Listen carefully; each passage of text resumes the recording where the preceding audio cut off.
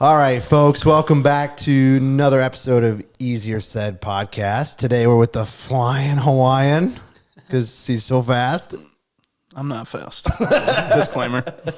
Kalani Zehr is in the building. What's up, dude? Welcome. How we doing, man? Thanks for having us, guys. Yeah, it's good to have you.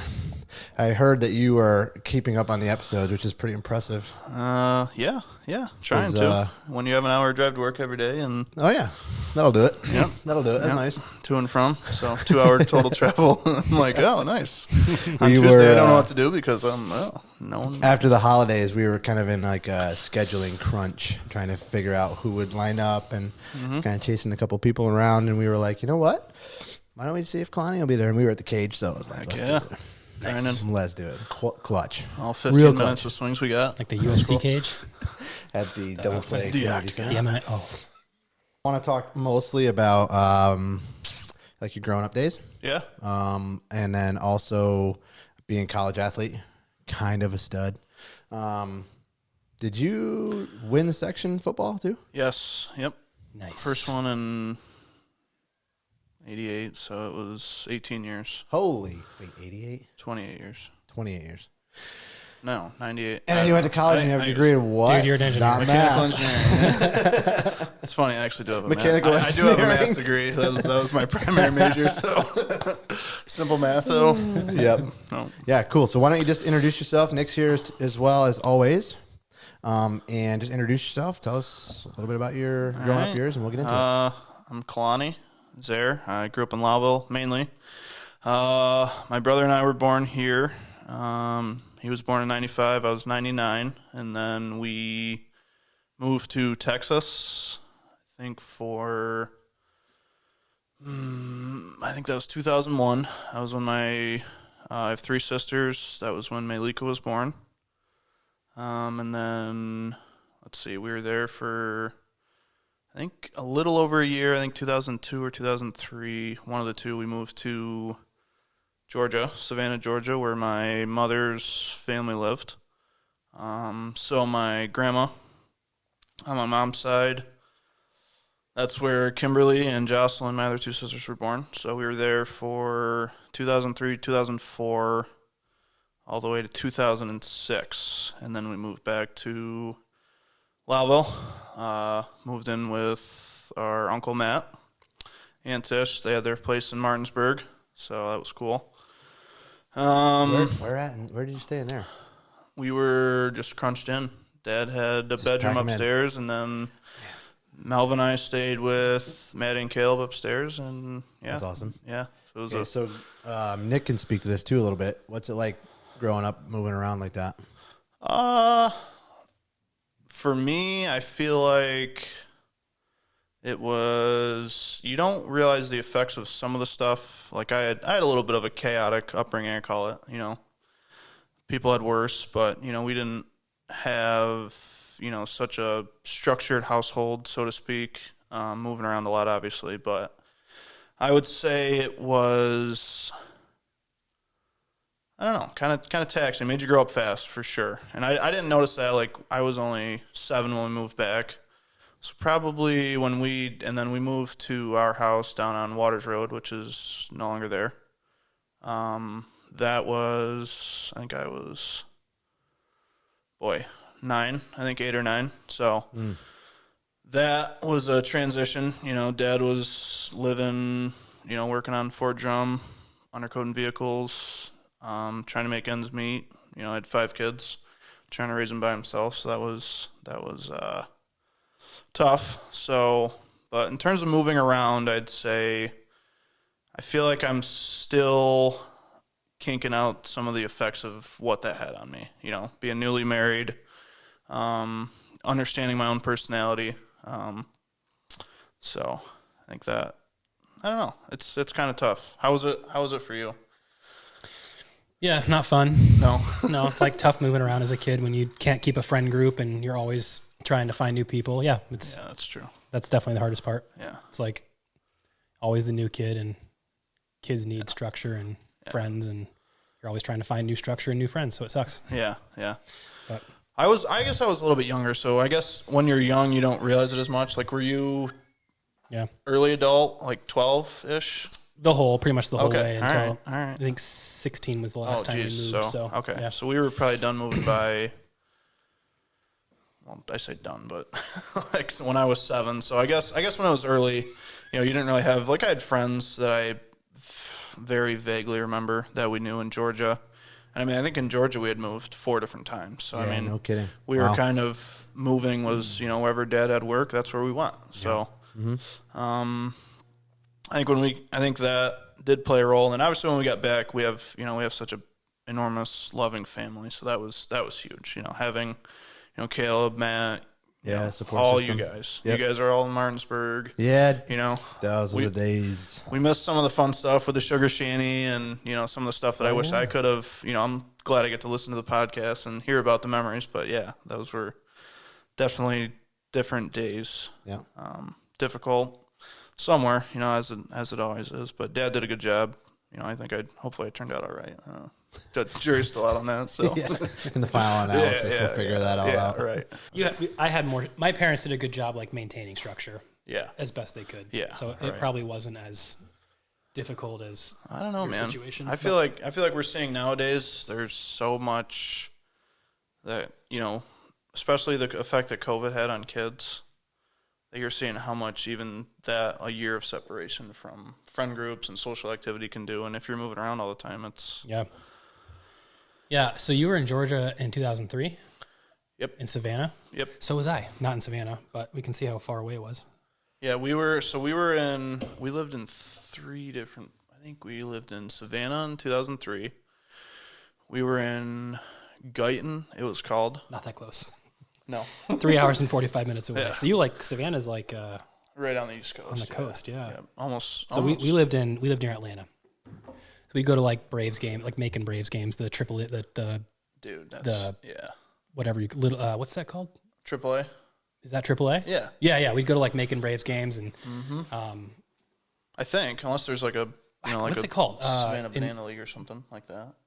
There's what is it called? AA, when you get called down? What's that league called? Yeah. Minor leagues. Minor leagues. Yes, Okay. We used to go to those, and one time we got called out into the field to play one of the games. That was cool. Didn't win anything, but dude, they had us on top of the dugout throwing hamburgers at a target or something like that. Out of nowhere. Would you like to participate? We lived there for 2 years, and so that would have been 03 and 04. Mm. Yeah, and then we moved to Texas 05 and stayed there. No. Georgia was 2 and 3. Texas was 4 to 8. Yeah, so we lived in Texas for 4 years. We lived so we flip flop basically. Yeah, yeah. we were in Houston, which was not a good area at the time. Houston's a little bit. That's Melvin was the only white kid in his kindergarten class, and there was probably 200 of them. I can relate to that. Yeah. We had the same deal. Yeah. I lived in Killeen, which is near Fort Hood. Yep. And that's pretty much central Texas, near Waco County. Okay. And my best friends, I had 3 best friends, and they were all Hispanic. Mm-hmm. And our next door neighbors were our best friends at home, and they were black. I didn't have very many white friends at all. Yeah, I remember Melvin had a birthday. He would have been 95, 01. So yeah, he would have been 6 or 7. First grade birthday, and yeah, there's pictures he got remember he got the Game Boy, and it's just there's us, and then a lot of black people, which is good. It was just Dude, they were loving, they were nothing. Those were the best time. You don't realize it. I remember if I could I don't know if everybody has a best time of their childhood, but when I was 8 to 12, those years in Texas were the best. Rolling the basketball hoop out to the street and playing pickup every day. Yep. It just those were the days. Sleepovers at friends' houses. Mm-hmm. We loved our time in Texas. I saw we were the going other to go day. back, but Mom and Dad decided to stay here, and here we are. It's crazy. Wow. Yeah. But I saw a meme, and it was you never know the last time you're going to go out and play with your buddies, and I'm like, dang, dude, that hits different. I was like, wow, that's. Well, for us, we kind of remember it because it's just moving away. Yep. I remember. Yeah, we left. Okay, cool. We left on this day. Yep. Yeah. Leaving Texas was rough. We us kids are in the back seat on the drive to New York, leaving the house, and like my mom drove us to our friend's house to have like a final goodbye. And like I'm in the back seat, like with tissues. Yeah. Like, as a kid, I was so sad. Yeah. Yeah, it was rough. Like it's rough moving around, like when you're a kid. Mm-hmm. And that was like particularly like when I was like 5, 6, 7 moving around. Like I don't know that it was that bad. Right. But when we moved when I was 12, like I took it pretty hard. I remember. I think every kid does. I really feel for military families that sacrifice stuff like that to do that, or anyone that really travels for jobs, or Yeah, 16 was the last time I moved, but that was just from Philadelphia. Like we went to Indian River until I was 16 years old. Okay. And that's when we moved to Lewis County. So that was just like a small move, but like still it was huge to me because I was 16. Like that's the worst time to move is when you're in high school. Yeah. Like all those like insecurities and stuff are like that's like the height of it. Yeah. And I started my junior year at Beaver River, and I was like, that was rough. Yeah. Like that's like the worst time to try to find the new friend group and get back into things is when you're like smack in the middle of high school. Yeah. And like you kind of know what that's like a little bit too with going from homeschooling to public schooling, but you like new people. Yeah. So it's a little different. But yeah. But that was the last time we moved, and possibly the roughest time. Yeah. Yeah. No, that age is tough. It's like, I finally made some good friends in high school, and see ya. Peace out. Yeah. I remember getting on the bus like the last day of school at Indian River and like saying goodbye to my friends and like, see you next time I see you. Like, I'll come up in the summertime, but like, we're moving away. Yeah. Rough. It is rough. So once you were back up this way, you kind of got entrenched here, and did just like, we're putting roots down. We're staying here. Yep. Is that what happened, kind of? Yeah. So, Dad basically, there was a family up here that had a mobile home in Georgia. They stayed there during the winter, and something had happened, and he was basically like, all right, I'm taking the kids and I'm going to my family, done with this. So we all loaded up in a mobile home, all 5 of us, and I think we made it to New York, and I don't know. I remember coming up through the driver's seat, and Melvin was driving, and pretty sure my dad was asleep, and I was like, he was 7, so I was like, this is terrifying. Or maybe 10, but still. Wait, what? Yeah, it was terrifying. What? I was just about to ask how old you were and how old Melvin was. I would have been 7. Melvin would have been like 9. 11. Yeah. Okay, 11. Yep. And he was driving. Yeah, pretty much. So Dad was, zonked out in the back. Dude, no. In the back? Not in the back. Oh, yeah, big difference. I think it was like on his lap or something. No, so I think he had like the cruise control set, and he at least had his hat down. Like, I don't know if he was sleeping, but when you're 7, you don't know what's going on. So I peeked my head up. I was like, oh, hey, what's up, guys? And then went back to the back and just buckled in. Tried to sleep. I was like, all right, I don't know what's going to happen here. But I don't believe that. That's the craziest crazy. thing I've ever heard. That is the craziest thing I've ever heard. That is probably the craziest. Maybe he was just on his lap. Dad, I don't sorry know. if I'm throwing you under the bus here, but Statute of limitations is out on that one. You were It's okay. 7, so maybe what you actually remember is a little different than. I was probably sleeping. What is the reality. statute of limitations on child endangerment? That's crazy. Yeah. No, okay. I remember we didn't stop. I think Like no I stop think hours. Uncle Kurt came. I think they met us in either Ilion or Syracuse, and he drove the rest of the way. Dad slept, and yeah, we were at Uncle Matt's as the next thing, and then moved to Waters Road, and then. Did you know the details of like why you were moving? You're 7, so like No. So I knew. what was that like to be like? Oh, I live here, and then just being like, get in the car, we're going to New York. Yeah, so it was always strange because Dad didn't live with us for a period of time when we were in Georgia. We lived with a very good Christian family. They had 2 boys and a girl, so they had 2 or 3 kids. It was who Dad worked for. Okay. But he had a trailer park on the yard that they drove through. And I don't know how long. I think that was like a year. I want to say it was maybe less than a year. Okay. But it was rough. It was like, Melvin and I got to see Dad a little bit. And then past that, I don't remember I remember playing Farming Simulator. I remember hearing that on one of the episodes. So I started laughing the other day. Chris was around back then? Yeah, the semi truck simulator was just getting going. Like, and they drove trucks. We're like, oh, we're like dead. I thought that was like a new thing. I think like Farming Simulator's newer. Well, what year are we talking? 2007. Okay. Or no, 2005. 2005. Yeah. 2006. Okay. Yeah, they I was probably playing did. Farmville in 2005. That's right. Shout out Farmville. You guys are old. That's still around. Dude, I wish. I wish. I don't. I would be all my time. 10,000 notifications. Send me grass. Yeah, your crops are done. Your strawberry patch is fully ripened. So basically, no, we didn't know. Came back. I think I came in second grade. So second grade when we I think we got here in, I think it was either April or May, and then started school back up in September. So okay, so did you just kind of take the time off until the next school year, or you finish out? Because that would make no sense. Be like, okay, we're gonna come back for 2 months. Yeah, and then, no. Yeah, So, okay. and I was young. I might have even I didn't skip a grade, but I don't remember. I was kindergarten, first grade. I think I had moved in between one of those years, so I was at 2 different kindergartens per school, and then first grade, and then came up here for second grade, and then been there, went there the last 11 years, second all the way, graduated from there. Attended St. Lawrence University for 3 years, and then Clarkson to finish my engineering degree and mathematics degree. So. Not compared to like when you were trying to figure out how many years ago the last. Yeah. We're just gonna forget that part. Calculus math I can degree, do. Yeah, Simple math. No. Right. Yeah, 10 plus 18. I can't figure that one out. 21. Okay, so in high school, Yep. you must have acclimated by then. You grew up with all your friends at that point. Yeah. Yep. Second grade, you said, Yep. all the way through. Mm-hmm.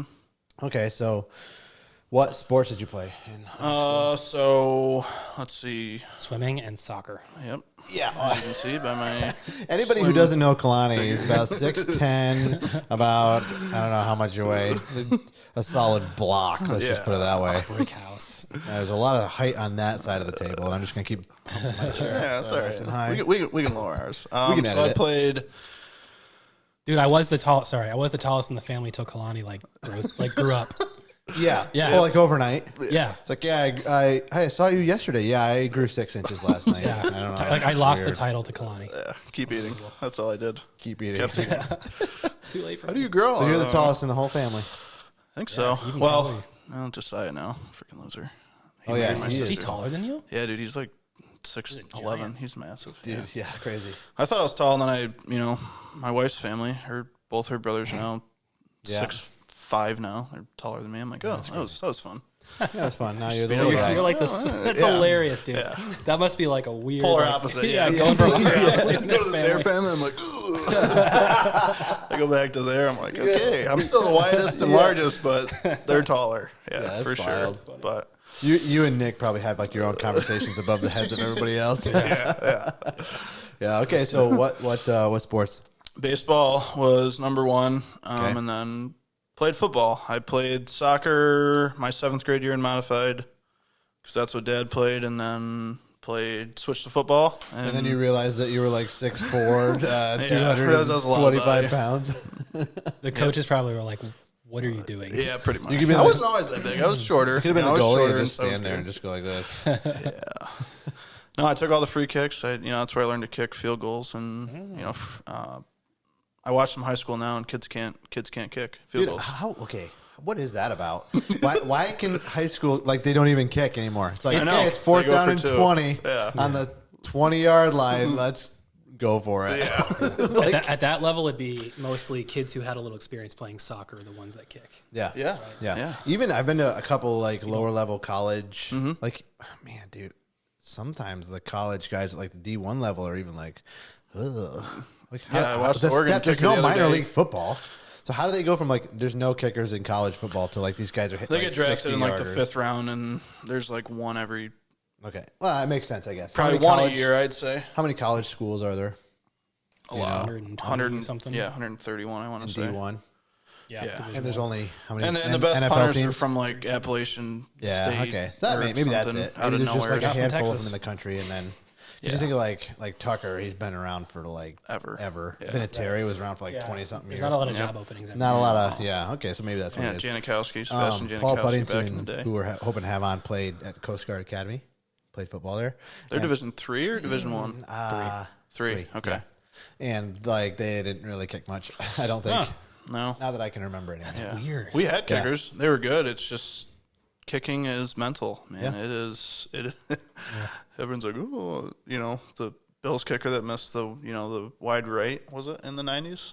Lost in the Super Bowl. What was his name? From Ace Thinking of Ventura? Ace- yeah. No, that's the Dolphins. Oh, the Dolphins. Yeah. Or but the Bills kicker missed one Yeah. wide right or whatever. It's like, dude, Yeah, he'll never forget that. Every time he goes to kick a ball, he's going to think about missing wide right. Oh, the Texas kicker missed two. Yeah, Right. He had two chances in the final 2 minutes to win the game, and he missed both of them. Pushed one and then, overcorrected. And you're sitting at home being like, I pull-hooked it can kick a 78-yard. Something you live with for No, the rest of He's going to live with that the rest of his life. Yeah. Yep. What is the guy's name from the The Bills. Dolphins? No. Or the the kicker. Yeah. I bet if I just type Laces in, out. It's got like laces out written in blood and is all over his room. No. I want to know to see what you Oh, say. my gosh. these are not it. It's the Ace Ventura.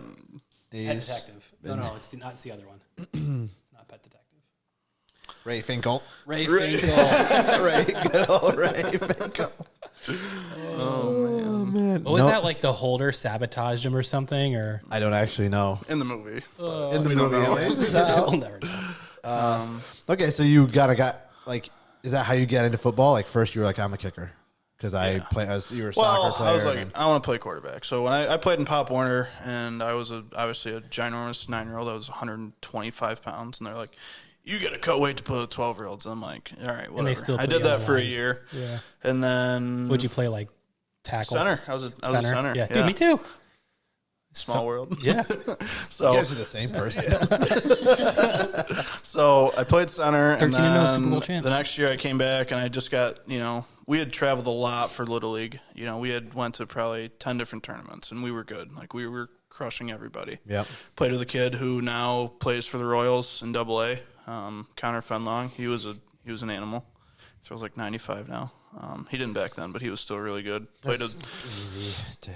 There was probably 5 or 6 college baseball players on that Little League team we had. So, Yeah. which, given when we were 9 years old, was pretty cool. So anyway, Yep. after basically, I think Pop Warner starts in like August, basically. Okay. And Yep. I didn't want to cut weight, so stopped playing football. Didn't play when I was 10, 11, or 12.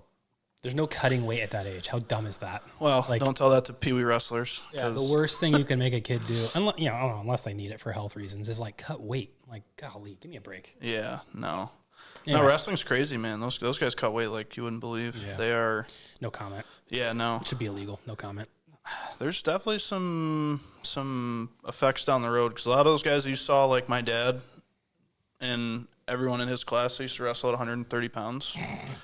They're That's all crazy. not 130 pounds anymore. They're like 240 pounds or 220. Like, You think it relates to I think, like an unhealthy?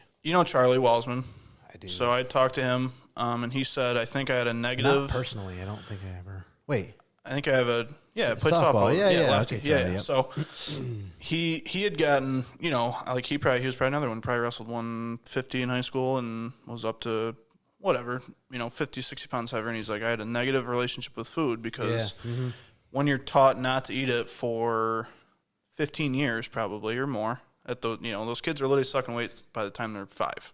Right. I weigh 50 pounds, but you could wrestle 42 because you're going to be a weight bully, basically. So, anyways, long story short, I think it does have an impact on long-term psychological Sure. habits of food. And, anyways, I didn't want to cut weight. So, How often do you hear that? You hear that all the time. Like all the time. These are like high restrictive diets, and then Yep. you kind of get in a weird mental space, and then before you know it, Yeah. pendulum swings hard the other way. Yep. So, didn't like cutting weight. Played, 7th grade, played soccer, was one of the managers because my brother played. So I was like, I'll try soccer for a year. And then 8th grade came around. We had played hockey in the winter. It was kind of the last year I could do that. And I was like, man, hitting people's way more fun. Dude, hockey's fun. Yeah. Hockey's a lot of fun. So if we would have had a high school hockey team, I would have played that for sure. So wait a second. So if you liked hockey so much, like, how come you never drawn to lacrosse? I was ingrained in baseball. So it's a spring sport. Yeah. Gotcha. Yep. Yeah. Yep. Makes sense. Core memories when I was in Georgia, Playing first baseball? gift I got, baseball bat. Yeah. You played lacrosse, family disowns you. Yeah, I get it. Yeah, basically. Yes. Forgot they were the same year. The whole town, actually. Yeah, Same season. the coaches, Anyway, everybody. Basically, you just go live in a dungeon. Just kidding. But you're a seriously. disgrace to the family. The only lacrosse player. Well, We lost some good baseball players in lacrosse. couldn't accept criticism, man. Yeah, that's a big problem. Hot Ooh, take. wait a second. Hot take. Whoa. Hot take. Time out. What do you mean? So Some players riding the I bench. managed a lot, yeah. And, there's, we can get into that too. That's a rabbit hole in itself is high school sports right now, is pulling kids up, starting them over kids that have put in their time, and kids Why? quit. Why? Older kids quit because Why? they think developing the younger kids is going to be better than, allowing high school kids to And that development can't happen at their respective JV or modified levels. That's what, at least in the past, I would say since I graduated, it's exemplified.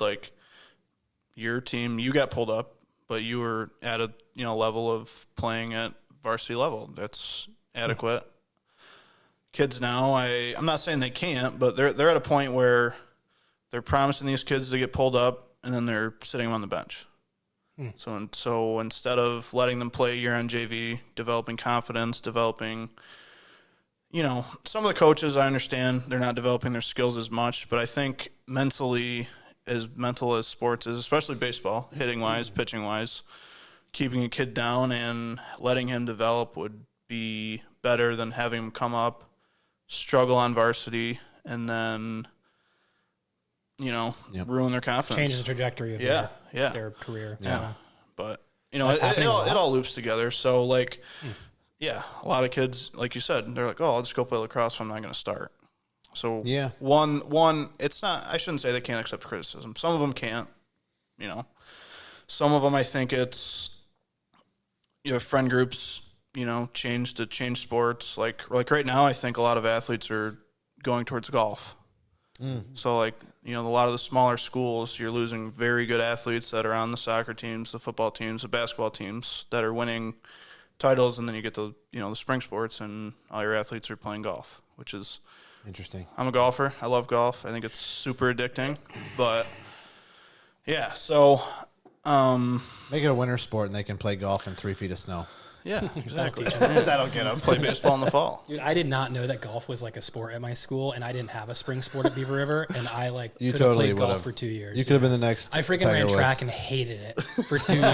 Yeah, I'd hate to win state titles, too. Darn it. We didn't win a state title, but we won section both years, I think. But yeah, Oh, no, what a would've- disappointment. Yeah. I hated every Like, second. I'd of hate it. to be on the cross. Speaking about being ostracized from the community, I did not care. I couldn't care less if we won. that's if we won probably why states, I you wouldn't won. have cared. That's probably why you didn't win. There's a bunch of Nicks on there that didn't want to be there. Yeah, Right, no. right. I would have loved to play golf. Yeah. Yeah, I'd encourage that in any kid. Play golf. I mean, it's the only sport you're going to play for the rest of your life, most likely. Yeah, that's a good point. That's a good point. Half of you aren't going pro in baseball. One of you is probably, if anybody, one of you. Yeah, probably. And you can probably all play golf. I would like to know the numbers. mean, like, I bet deep, it's I mean, like yeah. a percentage of a percentage. Yeah. I think 12% of high school athletes go on to play college sports, and it's even obviously less than that. Yeah, Go pro. and and pro is not just like the MLB. Yeah. Like for football, there's no bigger minor chance. leagues. And it's Basketball, there's still not hard. really a minor league. It's the D League, but Yeah, the G League like in and the baseball, there's foreign. 3 tiers in between college and the show. So Yeah. how many get weeded out in that Right. process that Yeah. are really good ball players that just don't have that Yep. that step above everybody Yeah. else? Yeah. Okay, so last year, on the baseball team, was there a significant percentage of the team that was what it was 8th grade, 9th grade, 10th grade? Yeah, I think if I remember, I think they had a starting 8th grader, good athlete, very good athlete, probably deserved to be there. But numbers, there's a fine line between needing to pull people up because of numbers wise and then pulling people up when you have adequate numbers and making your upperclassmen, which, like I said, I wouldn't want to be in a high school coach's shoes right now. My wife coaches. The parents these days are insane, to say it politely. I mean, yeah, honestly, you should man. hold back. You should hold back on that. They're clinically insane. They should all be on medication and put in the loony bin. No, but it's just like as a group. Yeah, as a group, it's not fun. Yeah. Why do you think that's just the culture? You think that's just like? I think some of these parents just need a reality check. Like, she coaches club teams too, which, some of these parents are, like, it's tough because everyone's paying a lot of money to be there, and they're just like in baseball for club teams. Mm-hmm. They're paying the travel to get there. It's expensive. We spend money every weekend just to travel there, stay in a hotel. That's a good point. It'd be hard to pay all that money and then your kid rides the bench the entire time. Right. Yeah, that's tough. But we're talking kids that are like 11 years old or 12 years old or 13 years old. It's like, well, then maybe all those kids should be getting playing time if they're only 11, 12, and 13, you think? It's tough. Like, when do you start what age do you prioritize competition over playing time? Right. That's kind of, it's been a tough go at it. And I think I do private lessons for Dan over at the center.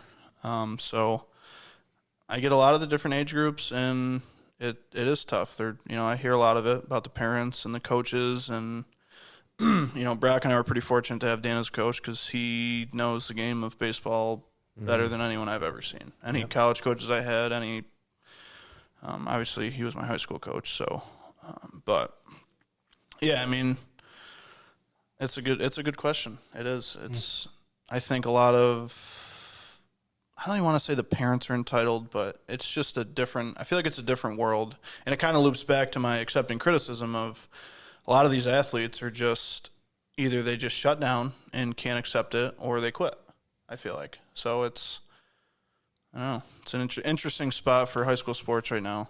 And I don't want to be the kid that's like, back when my high school football team was going through, it was, we were better. But it just seems like the size, the speed was just bigger at a lower class level. Like, I still go to the A football games. They're still very good. But, I've watched 2 years of Class D and some Class C games, and it's just like, whoa. Yeah. There's a big discrepancy between the really good schools and the middle of the road schools. So it's, you see that throughout all sports and all levels. Right. There's like different stages to those. Yeah. Not to compare eras or, get into that wormhole, but the eras. Tim Lincecum, greatest pitcher of all time. Now you're talking about my Cy Young winners. I hope Tucker's listening to this. All right, so here's some numbers for you quick on baseball. So if you want to run the numbers, 473,000 high schoolers play baseball last year. Okay. Almost 500,000. Then there's about 35,000 college baseball players out of that 500,000. So whatever percentage that is, there's only 5,500 minor league baseball players. And there's only 1,500. 5,500. 5,500. Okay. And then there's 949 MLB players last year opening day. So you go from like 500,000 to 1,000. Right. There you go. So I don't know what the number is. It's very small. Very, very small. Yep. Okay, so cool. So then baseball was number 1. Yep. Football was number 2. Yep. And then you could tell me about your football career a little bit. So started on 2%. Are you making that up? I don't think so. Okay, let's see. Calculator. Come on, math guy. What's 1,000 divided by 500,000? 0.02%, actually. Yeah, I think it's like less than 2%. If your building was standing and like you had to make that judgment, I'd use a calculator. I would use a calculator. I feel like I'm back in college taking a test. You can't use any 0.002. 0.002. Dang it! I was 0 off. So that means like 2%. 2 out of 1,000. What? 2%, right? 0.002%. 0.00. Oh no, I was less right. than a It's percent. 0.02%. It's 0.002 odd. Like Yeah. so it's I was right. 0.02%. Yeah, less than 0.5%. Yep. Crazy. Yep. So basically, all our kids are going pro. Pretty much. Stop telling your kids they're going pro. Anyways. Yeah, just kidding. Okay. Because you had a pretty successful high school football career. We had a good year, yeah. So freshman year, I started the last 5 games because our varsity quarterback, one of them broke his hand, got his thumb snapped in the same game. Our other backup quarterback had his ankle stepped on and broke it in 4 different spots, got crushed. It was... So you're basically you're setting up a Tom Brady and Drew Bledsoe story for yourself. So no, and then the star was born. The sophomore quarterback Brian O'Connor went up. I started the last 3 games on JV and did horrible. We got absolutely murdered by General Brown. I think I threw 3 pick sixes. Yeah, football powerhouse. Yep, which we beat him early in the year. If we would have had Brian, I'm pretty sure we would have won. So. Confidence was not very high. You threw 3 pick sixes? I think it was 2 on the same play. Yep. Tried it again. It didn't work. On the same play? Oh, yep. Same play. Little fast out with a tight end. One of them he tipped and the guy ran back. The other one... Like an out pass? Yep. Just a 2-yard out. That's the coach's fault, dude. You throw a pick 6 on an out pass, and then he throws, and then he calls the same play for the guy that threw this pick 6 on the out pass. That's his fault, not yours. I mean, you should have thrown out pass out, man. That's a bad play. I'm not blaming that. Shout out Coach Table. That's on me. I own that one. Under the lights, we got crushed. There's nothing. Imagine they go back to the replay and he throws like 40 yards. Like when you realize your quarterback can't throw.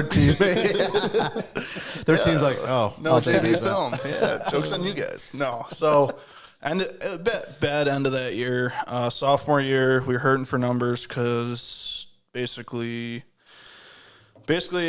when I was a senior, we had 4 3-year starters on varsity for linemen. Yeah, okay. So all 4 of those guys got pulled up my sophomore year and started.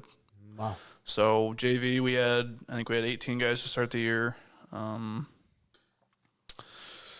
That's not a lot for a football team. No.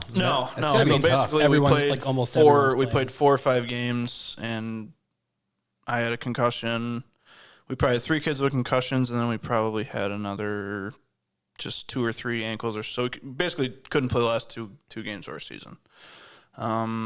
Get to junior year, a lot of promise. Kind of a letdown year. Didn't, still had powerhouses like General Brown beating us. In your division. In my division. Yeah, we had a stacked division. We had Nick Drought, who went Division I at IHC as a quarterback. He was a stud. Freaking IHC. Yep. We had General They're Brown. handling some lawsuits recently. Yeah, I've seen that. Recruiting lawsuits, yeah. Yeah, they should look into CBA. Oh, I didn't say that. Wait, what? We're gonna get CBA this is a public Syracuse. podcast. We're gonna get We're slammed gonna a get hate mail lawsuit, from CBA. libel Stevie lawsuits. Scott just happened to move to Syracuse. Anyways, Oh, gained dude, 40 Bishop Blood pounds did of that muscle. too. We'll get Kogan on here and I'll argue with him Yeah, what's about up, Mike? He's like, yeah, we had the same size school. I went to your school. There was a boat hanging in the foyer. Let's just put that. They had in healthy context. donators, that's all. He's like, yeah, we graduated the same number. We were just all athletes. I'm like, that's why it's not fair. Yeah. So, anyways, junior year, had good competition we played against, and then senior year, we kind of sat down. At the end of junior year, had a bad ending. Had a couple kids get suspended, kicked off the team for partying. So it kind of left a sour taste in our mouth. In high school? As juniors. What is wrong with these kids? I don't know. How are they doing today?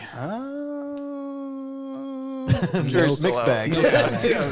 No, there was a lot of good kids on that team. I will say that. A lot of successful kids. Just a couple. It's a football team. You have a mix of everybody. You have hardworking kids, kids that hit with their head every play that probably had CT in high school, and then I know. Hot take again. the other one. So ban football for kids. yeah. So basically, junior year ended poorly, pretty really bad. Like our coaches walked out on one of the practices and basically told us to go home. Oh, that's not good. And then the next week they had senior day, whatever, came back and we all met together. Basically the senior class, we had 30 seniors, which doesn't happen very often. So we had 30 seniors that came out.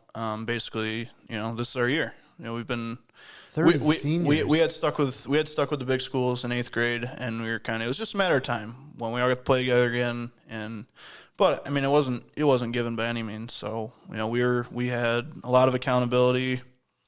Worked hard all throughout the summer. Started I think we played Phoenix, the lower school, the first game, crushed them. Played IHC, who they had 3 all-state wide receivers and an all-state quarterback. So that was probably one of the funnest games I've ever played in. You win? We did. We won 36-34. They had 5 touchdown passes, and our running back had 6 running touchdowns. Who was the running back? Patrick Gardner.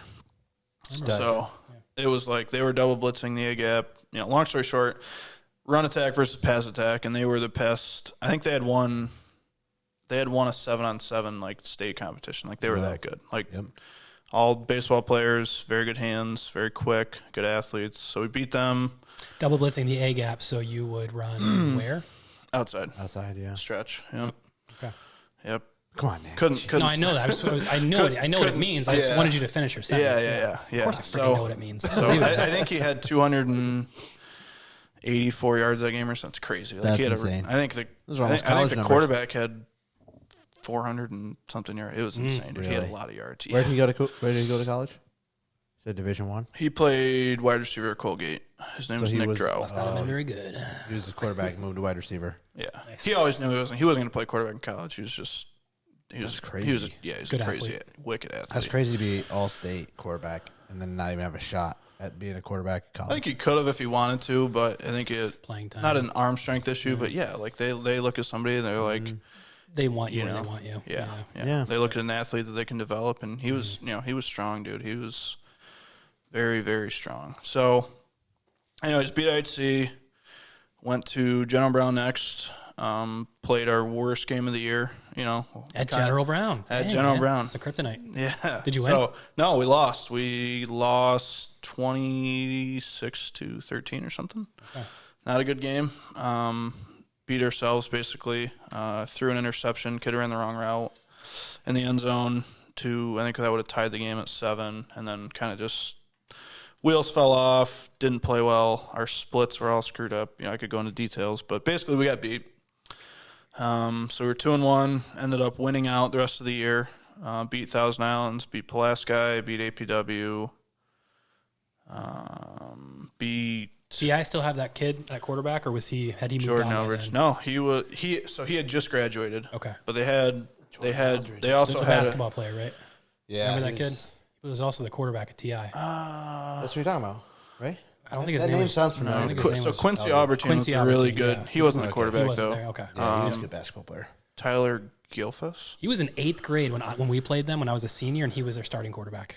Yeah, dude. 8th grade. You were at Indian River. Beaver River. Oh, Indian River had some teams too. Yeah. Well, yeah, they had Kenyon Barnes. So that was the same year they won states. That was my sophomore year. So I was. Yep. Who won states?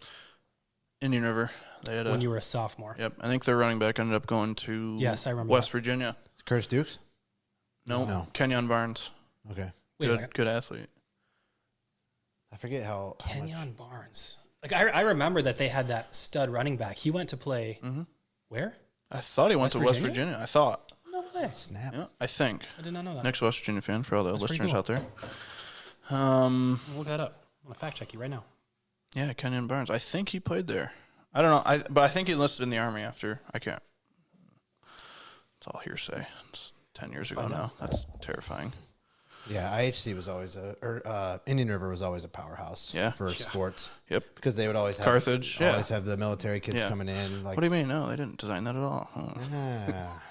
I remember going and playing basketball there my senior year, and 20-something, I think. We had a decent team my senior year. That's good. But it was like Brock Rogie, Lowville, and then it was like Shane Hogue, Lowville. Our whole team's from Lowville, and then they were like such and such from Texas, and such and such from South Carolina, and from California, and we're like, oh, okay, this is gonna go well. This is fun. Yeah, they were good that year. They beat who did they beat in states? Queensberry, right, in the finals. Wasn't Burnt Hills or something? They were down like 28-0, and then they came back and scored like 56 unanswered. That's crazy. That's pretty good. Like ended up winning by 30. It was unbelievable. Yeah. So your senior year then? Senior year, it was like go time. Yep, it was go time. Like I said, we won out. We played Holland Patton, who they were tough. I went to that game. That was the coldest, most wet game I have ever played in. Yep, it was college player. 39 degrees out, and it was what year was that? Hailing rain. 2016. Yeah. Okay. Yeah, it was sheet raining. Like it Cover, was literally yeah. raining sheets of rain. High school playoff football is cold. Yeah. Yeah. So that was cold. It We rains. won that game 22-0. I had a rushing touchdown. Patrick had one, and I think our fullback had one. So yeah, Good hard that nosed game, football. dude. Yep. I remember we were on the That's all 3 you yard. can do We on were a on day the like that. 3 yard line, and we were on QB sneak a lot because I was a 240-pound high school quarterback. So I was basically a fullback. And coach looks at me and goes, "We're running QB sneak till you get in." And I was like, You got 4 chances. Tush push? No tush push for you. Just me. Just Just train. Was that like on a turf field? just the Yep. flying Okay, Hawaiian? so So- no mud or anything? That's no No, fun. no. So, well, tell you what. First time I got hit, Slipping and that was the sliding hardest everywhere. I got hit that year. I had 3 face masks in my forearm, and I was like, ow. Second run got in, but I was like, wow, that hurt. Couldn't feel my hands after, basically we ran the ball the rest of the game. That's crazy. Beat them, went and played Canastota at RFA. That was our semifinal game. Just clobbered them. They kind of beat themselves, to be honest with you. We had a kickoff. They fumbled. We got the ball on the 6-yard line. And the Kalani push.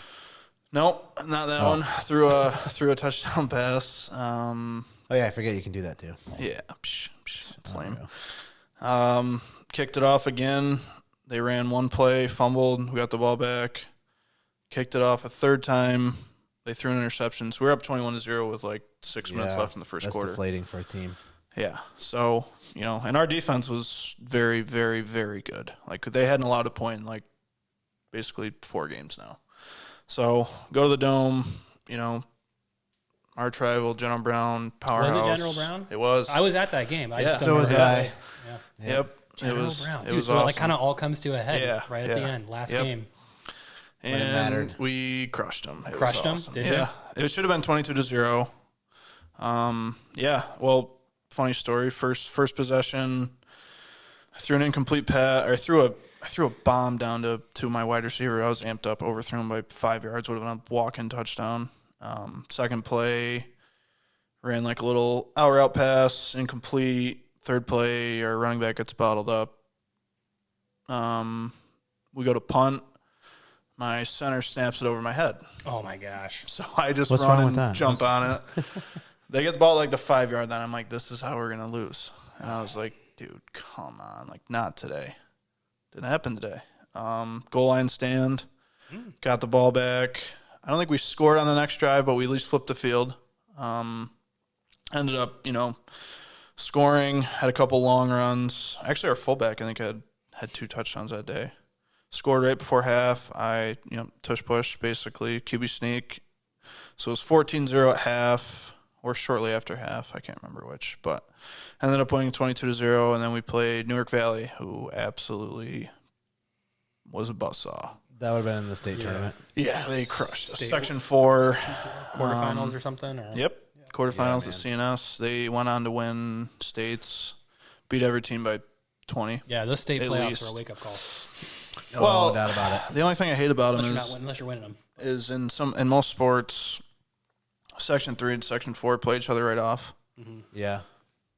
It's not fair. And Ends up being one of the best games normally. Like, I remember when Chad Bach and those kids went through, they played Susquehanna Valley. Probably the best high school football game I've ever watched. Ended up being like 28-26, like just back and forth. It's one of the, just unreal Chad. games. And then they went on and won states by Yep. a landslide. Didn't really have a close game after that. So it's just Yeah, like one of those. Got to be one of the best all-around athletes Lavo's had. Oh, man. Chad. Yeah, I'll argue that. You'll argue that? He's a machine, dude. Machine. Yep.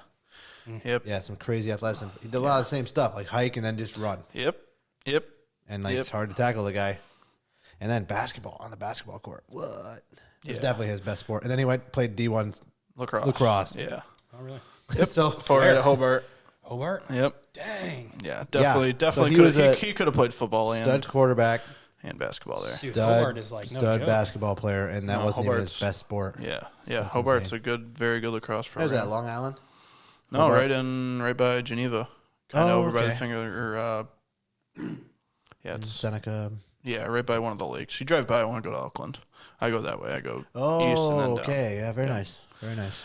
Or west and then down. Yeah. Yeah, there's been a lot of good athletes that come through Blue Louisville. Art is currently ranked 53rd in the nation, Division I lacrosse. It's pretty good. Yeah. Not bad. Pretty good. Yeah. And I think they had upset. they're Like they've had upsets against big schools. And that was the first title that you guys had in I think it was 18. I think it was 98 they won the last one. So I think it was 98. To 16. Okay. Yep. So 18 years, that was pretty cool. Yeah, especially to beat the powerhouse. Yeah. General that Brown was is still known kind cherry of as on like top. the Yep. football powerhouse of the North Country. Yes. You know? Yeah, because they made a state run when I was a freshman. They've won states before, haven't they? I don't know if they won. I know they went. Okay. They won sectionals because winning sectionals because Class C used to be massive. Like Herkimer, all those schools used to be gigantic. So there used to be a Class C1 and C2, and the bracket was like That's right. I think it was like 16 teams, dude. It was like you had to win like 5 games to win sectionals. So for them to win sectionals was that was cool. And then they ended up. I think they lost in either state semis or state finals. But so it was cool to beat them. And then I ended up playing basketball that year. Had all the young kids on. Wasn't gonna play, but I was like, I want to be in shape for baseball. And so like Hudson, White, all the kids that were on the state championship team, Macaulay boys. they were all. So they were coming up. They were 8th graders. Yeah. Still better than me. Yeah. Yep. They were in 8th grade. Chad was in Chad would have been a freshman. Yep. So we pulled him up to play point guard, and then Hudson, Brett, and I think Alex Thomas joined us halfway through the year. So. Okay. So that state team, not to tell everybody, I taught them everything I know. Coached him right up. Yeah. From the bench. Imparted Just the wisdom. kidding. No. So, it was kind of a leadership role. Shambo told me, he's like, I know you can play. You're probably not going to play. I was like, yeah, I'm here to have fun and teach these kids to be a team, and it worked out well. They, wish they would have won a states. That's going to haunt everybody through COVID. Joe Girard. Is that the one? Like, how close was that game again? 1 point. Buzzer. Yeah, that was okay. Buzzer beating layup. Ended real close. Yeah, Okay. crazy. Don't want to talk about it. Yep, crazy turn of Like events. probably- scandal, or was it pretty? Was it legit? No, it was legit. Well, Scandalous refs. No, I'm just kidding. it was okay. So It was a crazy game. So Gavin fouled out in Chad third quarter, and Chad fouled out. The third No, I know quarter. they both did. Yeah, Gavin and Chad were both fouled out. The third quarter. Chad fouled One of out. them Chad fouled out early. with 5 minutes left in the fourth quarter. I Yep. think. Okay, so Gavin He went I to think, take a was earlier than charge. that. Oh, I remember. Called a block on him. Yep. It was a blatant charge. Like That's the right. dude ran through his chest in the center court and Yep. blocking fouls. Like, okay. So like when you look back at that game, you got to remember too, like Glens Falls was like Joe Girard played for Syracuse and then for Clemson. Yep. Like the highest scoring basketball player in New York State history. Ever. Yep. Okay. Big deal. And basically that team was a one-man show. Right. He scored like 50, didn't Well, he? his cousin. He averaged his cousin 50 was still a game. What did he score that game? Do you know? 42 maybe. Pretty close to 50. Yeah, that's it wasn't like, But he probably took 27 shots. So yeah, he did shoot a lot, but from anywhere, like pull over half court and Yeah. anywhere. So what happened was Louisville actually had like a 5-point lead with like a minute left. Dang. Something crazy. Like they basically everything had to go wrong They had for them a to lose. They had a 1 point lead with 8 seconds on the clock. Yeah, no, but even before that, like So what leading up to happened? that, lose the they lead? had a pretty good lead, and they had the ball, and basically it was like, guys, we just need to inbound this ball, and so they started to play, and one of their kids just flopped on the ground, and they called a foul on Louisville, which gave them the ball back. And Girard was actually subbed out at the time, got to 'Cause he had sub 4 him back fouls. in, got to sub him back in for the last shot, and then he got Ends the up- ball and gives kind of it- did an up and yeah. under, and at the buzzer. It was on ESPN Top 10 I think that camera's Was it gotta really? get- So they won at the buzzer. at the buzzer. Yeah. Yeah, that's tough to be on the Sports Center top 10 for that. Like darling was of crazy. darling of New York State basketball wins hometown championship, and it's like Louisville's the foot of that story. Like, that's tough. Yeah. Like kids going to Syracuse, like completes the triumph kind of deal. So Yeah, kind of a one man show. and Get in the top but 10. you know what the craziest part about that was is that, like, yeah, he was the best player in New York State history, arguably, definitely the highest scorer, and well, whatever that looks like. highest scorer. I don't think he's the best player ever. But let's just put it this way too: like they won the states, and then they went to federations and beat everybody there too. Yeah, nobody guarded him. So he just went off for 50 in those games too. Yeah. Huh. So, but they're playing against a bunch of sophomores and a junior. McCulley's were sophomores. Chad was a junior. Yep. Like those guys' best years weren't even. No. Like that wasn't even their best year, and they went to the. They should have won the state championship. It's so crazy. Like how close did they get the next year or two? COVID. Man. They were about to go play. Them. They won sectionals. I think they're going to play the sectional final. Yeah. And COVID happened, and they canceled everything. Okay. And then the next year was a joke. Season, right? The next year was like a 8-game. Chad had graduated. Okay. Were the McCulley still there? That was 20. Well, they would have been seniors, but they only played like a few games. Yeah, I remember that. Year. Yeah. Yep. So really, like these guys' careers. There was still no state tournaments. I don't think. I think they canceled the state tournaments again. We're talking 2021. Yeah. Oh yeah. Like 2021, everybody was still a little bit crazy. And so the next year it was still going on. Yeah. So essentially, they lost. Their best year would have been Chad's senior year, arguably, and then the McCulley's senior year. There wasn't really a season. It wasn't really a season. It was like I don't know if they played 16 games or less than that, but it was kind of just like you play everybody local a couple times and that was it. There were no sports 2020, right? No. Well, nothing after no soccer. March. No soccer in the fall of 21. So it kind of like took away basically almost two full seasons of high school basketball. Of probably the best basketball team Loudville has ever seen. Yeah. That's which is saying something. That's incredibly rough. Yeah. Yep. Yeah, it's a bummer. I've never had so much fun watching a basketball team at high school level ever. Dude, I drove from Connecticut. I literally got off my police shift, drove 5 or 6 hours, whatever it was, to Binghamton and watched them play the game before that, I think, and then I went back the next day. Crazy. Everybody was traveling and getting hotels and following this team, and we'd show up with hundreds of people from this that county. Place was so loud. I remember because we were watching it I was streaming it on NFHS. Like a couple of the kids that had played basketball in New York were they're like Loudville. They're in the state finals. Dude, it's all the kids that were coming up and crazy game. That's pretty wild. What else was crazy? He has 2 rings in football. Does he really? Oh yeah, 2 state rings. Wait. They were disgusting at football. Wait, he played football and they won 2 state championships? Yeah, in high school. He was a cheat code, dude. What did he play? Quarterback. Yeah. No Class way. B. Really? Yeah, they beat Shenango Forks 2 years in a row. Wow. Yeah, he was a good athlete. Yeah, because the guy that we had that came to St. Lawrence, his name was Andrew Murphy. He was Gatorade Player of the Year in Class B, and then came to St. Lawrence. That's decent, I guess. Wow. If you're into that kind of thing. Championships in football. That's I think at least. Yeah, he was a good athlete. Pretty crazy. Did he play baseball?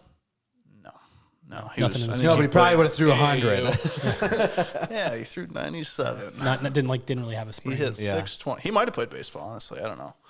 All right, so let's move on then to the baseball spring because baseball is your number one sport. Yep. So had a good season there, and then what was it? Always kind of the sight of I'm going to go play college baseball. Was that just kind of that was a sight? So senior year, I actually 3rd game I pitched, I threw a pitch and was like, ow, my elbow hurt. And I'd never had elbow pain, ever.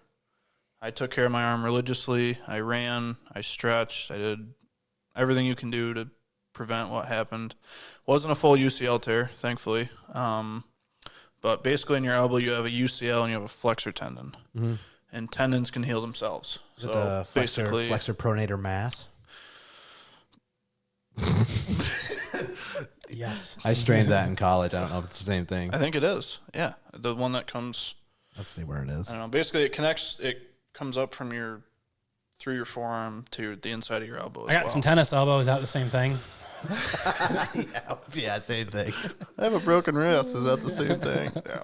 So I strained that. So that was pretty deflating. That's your senior year? This is my senior year. Yeah. So I might have thrown one more game, just throwing it 65, 75%, but didn't have it. And we had a pretty, mediocre year. We had a couple young kids that got pulled up and played.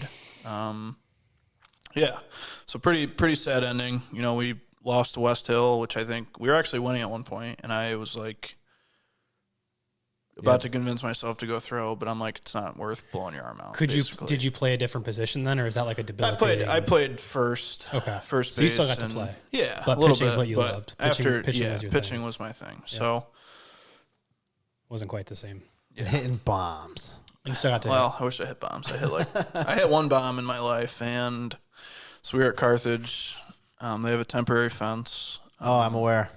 Because the one time they didn't put it up, I was there, and I hit a nuke. Triple. Yeah, so I hit one over. Like a no-doubter. But I hit it high, and we had a really old umpire, and they had a left fielder. No. He ran through the fence, picks up the ball on the other side, and they call it a ground rule double. Bro, the one homer. They said it bounced under the fence. I'm like, I thought Danny was going to come unglued. Brandon Arthur, he was a two-hitter, hits a rocket off the fence next pitch. But I was just like, thanks, guys. Thanks, man. Yep. My one high school memory. Yep, never hit one out. But so graduated. Yep, DH rest of the year. Graduated. Got recruited to play football at St. Lawrence. A couple local kids I knew were going there. One of my groomsmen at my wedding, Caleb Knoll. He was from Carthage. He was an actual football player. I was not. I was just I thought I liked football because it was fun because we won, and then I learned very fast. Went from quarterback to offensive tackle in 3 days of camp, and I got a rude awakening of what football's actually like. Yeah, I don't like college football. Yeah. And our program was ran like they were 9-1 the year that I got there. Okay, wow. Going in, so. There's nothing. They had pretty high hopes. Nothing fun about practice as an offensive tackle. Like nothing fun. No. You just and then when you're not a starter, you go to scout team and you get crushed by the starters. Yeah, and they have no mercy. Not a lot of good memories made. No. So I mean, like I think it was 5 weeks in, I tore my meniscus in my left knee. Really? Missed the rest of the season. Bummer. You're like, darn it. So, ended up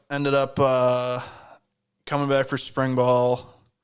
Was a little bit excited. We had an offensive line coach who was from Mount Union, which was like they're like the epitome of Division III college football. Okay. Mount Union and Mary Hardin Baylor, and Wisconsin Whitewater. So there's three basically powerhouse schools.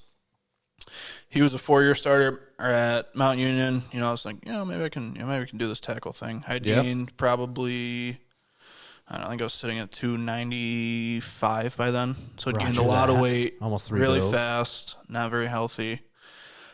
Came back in the fall and decided, I want to play baseball. I graduated young, so I graduated at 17. So I was still 18 all the way through my freshman year summer.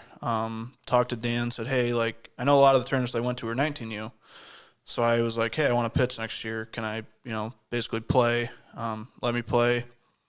Went to a bunch of summer ball tournaments. Let me play. Yeah. My arm felt great. I had no issues. I, played all summer, went fall ball, made the team. So you can't play football and baseball because baseball has fall ball in college, right? A lot of kids still did. But you didn't want to. Oh, no. I was checked out of football. I was like, You're like, I'm a full-time baseball player. Yeah, pretty much. I'm not here to talk about my dual sport reality. No, I didn't like football. I'm not afraid to say that. College kids that play 4 years of college football, there's a reason they get jobs because they work their tails off, man.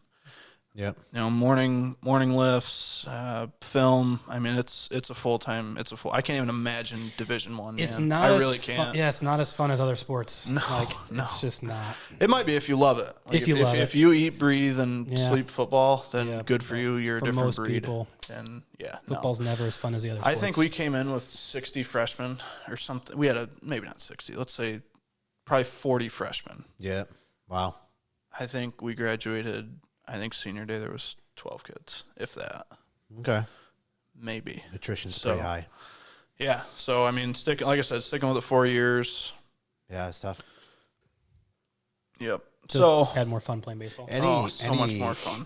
Like, I can't even imagine because there is a lot more to it especially for football at like the D1 level. But like D1 or D2, even any kind of athletes, dude. I can't tell you. Talk about full-time job. Yeah. Dude, Even it was like morning infielder practice, and then it was like, okay, you guys better be at lunch. And you have 2 cage sessions. We leave. Our bus leaves at 3. We get back at 11. And by the way, you're supposed to do your schoolwork sometime. And Yeah. Like it was just that for the entire school year. Yeah, we pulled once we got on the baseball team, we pulled a lot of all-nighters in the spring. Yeah. Road trips, you play midweek games. Like you said, you leave at 3, you get back at 10 o'clock, and you got to test the next day, and you got to study. Being so so I guess that was one of my biggest questions. Like even transitioning from football to baseball, like what's it take to be a successful college athlete? Discipline, time management. I actually felt it was easier to do my schoolwork when I was an athlete versus not, because it's just a to-do list. Like, I enjoy being busy in my life, and I think that's translated to post-college life of I like to be doing things all the time, playing sports, pretty much doing whatever I can. I don't like to sit still. So, but as a college athlete, man, you got to be diligent, and you got to, there's certain kids that can kind of go through the motions, and they're freak athletes. We see it at the high school level, and can just be very good. They're in the college. They're kids in college that get too. absolutely hammered every Saturday, and then come back next week and hit 450. It's like, okay, you're a unique breed, but But so let's see. That was fall. Made the team. Fall ball was great. Threw throughout the winter. Came back in the spring. So we start basically as soon as you get back to school. So February 1, were captain's practices, and then I think official NCAA practices are like a week later. So I was still very heavy, very overweight. Hadn't taken my health very seriously. Had a very negative relationship with food. You give a 18-year-old kid all you can eat buffets. Yep. And not tell them about nutrition, it's not good. So trying to beef you up for the football team, right? Yeah. Well, I mean, they tell you to eat everything. Yeah. They're like, go eat 3 plates and then fill yourself up with a bowl of cereal and then go home and have a protein shake. So yeah, that's crazy. They used to have a thing at St. Lawrence called Eating Club, and basically one of the coaches, I won't say which position group, but he would make your plate for you. This is for college football. Yeah. Yep. You'd have a 5-gallon pail underneath your table, and you would just finish your food, even if you puked. And it was crazy. Kind of before I got there, Dude, that's probably the craziest thing. But he also came from a Division I program as a coach, and almost went to the NFL. So yeah, he was insane too. He knew how to get his boys. Yeah, had to get him beefy. So, back to spring of 2019 now. So spring of 2019, got with one of the guys who was a senior. He was kind of like David Goggins before he really got big. I'm not even joking. He was insane. Called him, he's a financial advisor now. David Goggins, never heard of him. Stay hard. Yeah. he was David. He'd go up there and he'd call it bar core. He'd just go into the gym and take his shirt off and do bar core, core hanging from the bar. And so he's like, we got to get you in shape. And I'm like, all right, whatever I got to do. Okay. Basically 100% accountability. Ended up losing 40 pounds, had a pretty good year pitching. I think I had a high 2 ERA coming out of the bullpen. I didn't have a lot of innings. Had 1 win, but had a very successful end of the year. I think I didn't allow a run my last 3 or 4 outings, so I was encouraged by that. Threw in some league games. That's a different pressure. Yeah. Throwing in, all your conference games mean a lot. Just like the NFL, just like any other sport. Went to summer ball. Had a awesome opportunity. My assistant coach there was playing for the Rapids or coaching for the Rapids. So funny enough, I was out in Watertown, saw the lights on, shot him a text hey, how's the team doing? And out of the blue, he's like, hey, you want to come pitch? I was like, yeah, that's funny. There's SEC guys, ACC guys, basically all the freshmen that don't go. There's basically 3 big leagues that I think for summer baseball. There's the Cape, there's the Northwood League, and then there's another one out in California. And then there's the Perfect Game League, which I think there's some powerhouse teams like Amsterdam. They played in Albany. They have they might have 40 kids on their team, 26 of them get drafted every year. Yep. So there's some elite competition there. I played against a couple kids that I remember. Struck out the starting catcher from Vanderbilt He was a freshman, and that was cool. He had a double off me the second at bat, but whatever. I struck him out. That was cool. So, anyways, had a really edit out that last part. Yeah. I struck him out. That was the end of the story. It's a 450-foot bomb. The next pitch. No, he had a double. But let's see. So had a really, really good summer. Felt awesome going into fall ball. I was like, all right, this is going to be a good year. We had a new assistant coach that came in. Had just got done kind of studying player development in Arizona, playing indie ball. Really, really probably helped me tremendously with my mechanics and basically simplifying them. So I went from throwing 80 poo, some people call it, to I was sitting at 86, 87. Just like that, just that quick. Well, 6 months. So, yeah, it was pretty quick. That's a mile an hour a month. Yeah. Yeah. So we. If you'd been going till today, you'd be throwing like 700 miles an hour. If only there was no plateau in baseball. So we go down and the math is right. Anyway. So this is all concurrently with COVID. Unfortunately, had a good fall, threw well. Like I said, was super encouraged where my mechanics were at, how I felt. I'd lost. Kept the weight off. Excuse me. And then, let's see. So this brings us to, spring of 2020. COVID. So we scheduled a tournament in Harrisburg. We were supposed to play Penn State Beaver. There's like 3 different lower-level Penn State schools. So it's supposed to be us, Penn State Beaver, and another school. We get to, I think it was in New Jersey. We're in Harrisburg, Pennsylvania. They call and cancel the tournament. So we traveled 15 hours that day and didn't play. Nothing to do with COVID, whatever. Go back to campus. And then what did we do? Let's see. 2 weeks later, we had a series scheduled against Rowan University out of New Jersey. Mm-hmm. Right? New Jersey? I think they're New Jersey. That's right. They were top 20 in the nation. Very solid team. Ended up first game, get crushed. Second game, coach is like, hey, you're coming in if we have a winning situation. Kind of told me that before the first game. He's like, you're our guy. At the time, I had trained to basically learn to pitch back-to-back days. So, when you get to these conference games, relievers in Division III college are tough to come by. So he had a lot of trust in me. I was, throwing hard, throwing consistent, had a lot of movement on my pitches. Shout out to Greg Maddox because, you learn that movement's a lot more important than velocity. So, anyways, we go down and... What? Is it now? Oh, really? There was a big old conversation about that exact thing on Christmas, movement versus speed. I can get down that one. Anyways. Yeah, okay, anyways. So, I came in, came in with a guy on, I think. One guy scored, and then I had 4 strikeouts in 2 innings. Was touching 88.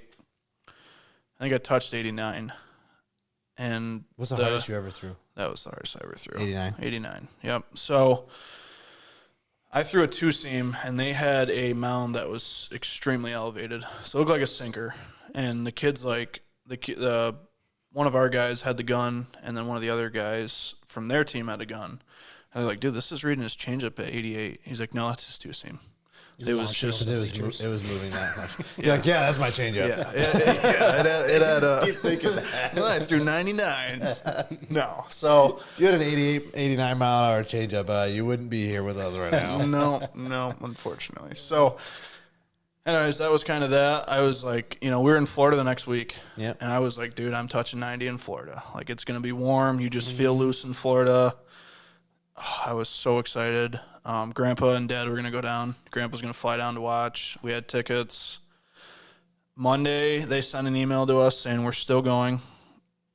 This is when I was at St. Lawrence. Clarkson was still going. Wednesday, we were supposed to leave Thursday morning. Wednesday at like 2:30, they text us and saying everything's shut down. No spring break trips. Even in Florida? Campus is closed. Yeah, well, we're talking 2020. Yeah, March. Yeah. This is zombie apocalypse? Campus is lockdowns. Yeah, lockdowns. So campus is closed. Go home. Basically, we might have a season in April, pick back up obviously we know now.